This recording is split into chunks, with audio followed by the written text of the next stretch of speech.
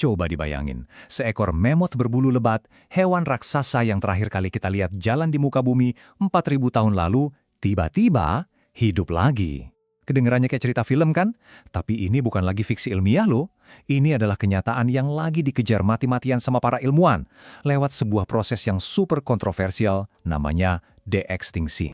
Kalimat barusan itu bener-bener ngerangkum ambisi gila di baliknya. Sebuah usaha buat ya secara harfiah memutar balik waktu dan membatalkan kepunahan. Tapi pertanyaan terbesarnya tetap ada. Cuma karena kita bisa, apa itu berarti kita harus melakukannya? Nah, disinilah letak perdebatan utamanya.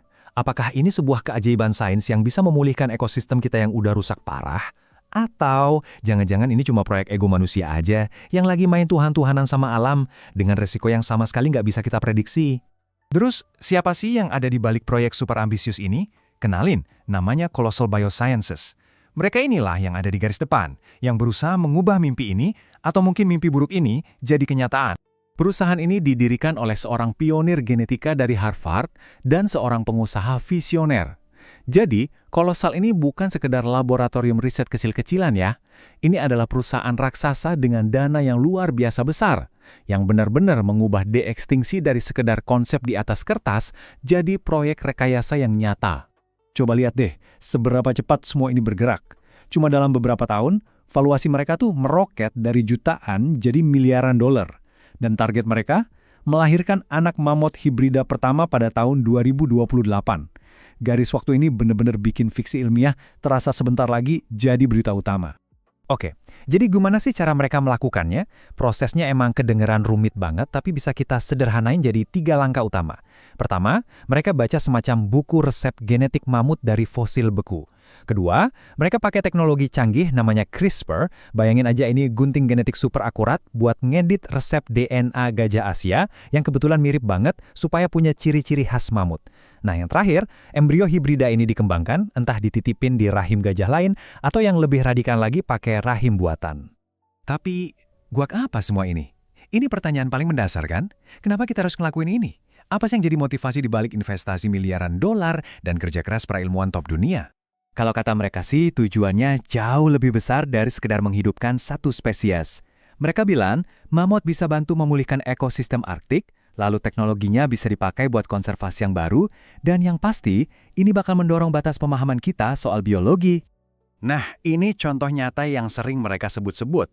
Riset buat bikin mammoth ini ternyata punya efek samping positif, nemuin teknologi yang bisa dipakai buat bikin vaksin. Vaksin ini katanya bisa nyelamatin anak-anak gajah Asia dari virus yang mematikan. Jadi intinya, usaha ini bisa ngebantu spesies yang masih ada sekarang. Tentu aja nggak semua orang setuju. Proyek ini bikin perdebatan panas di kalangan ilmuwan, ahli etika, sampai aktivis konservasi. Yuk kita coba lihat dari 2 sisi. Dari sisi yang pro, ada argumen filosofis yang kuat banget. Intinya gini, kalau kita yang bikin mereka punah, bukannya kita punya kewajiban moral buat benerin kesalahan itu kalau kita bisa. Ini soal restorasi dan keadilan ekologis, katanya. Tapi di sisi lain, banyak yang skeptis. Profesor Jeremy Austin ini bahkan menyebutnya sains dongeng. Maksudnya, ini lebih kayak aksi cari perhatian daripada sains beneran, dan tantangan teknisnya itu sering banget diremehin. Jadi, perdebatan intinya tuh begini. Di satu sisi, pendukungnya melihat ini sebagai cara memulihkan keanekaragaman hayati dan sebuah bentuk keadilan. Nah, di sisi lain, yang menentang khawatir ini cuma tindakan sombong yang malah ngebuang-buang dana dan perhatian dari hewan-hewan yang sekarang aja udah diambang kepunahan. Nah, ini yang membawa kita ke salah satu kritik paling tajam. Tujuan akhirnya sebetulnya apa? Apa kita beneran mau memulihkan alam liar atau kita cuma mau bikin atraksi baru? Semacam taman hiburan prasejarah yang modalnya miliaran dolar. Ide soal kebun binatang diekstinsi ini jadi kekhawatiran yang sangat nyata. Ahli ekologi Ben Novak ngomongnya tegas banget. Katanya, kalau hewan-hewan ini nantinya cuma jadi penghuni kebun binatang selamanya, ya udah mendingan berhenti aja. Inti dari deekstinsi itu harusnya restorasi ekologis. Jadi pertanyaannya balik lagi, ini buat alam atau cuma buat hiburan manusia? Terlepas dari semua perdebatan ini, teknologinya terus maju dengan kecepatan penuh. Jadi, apa lagi nih yang ada di masa depan deekstinsi?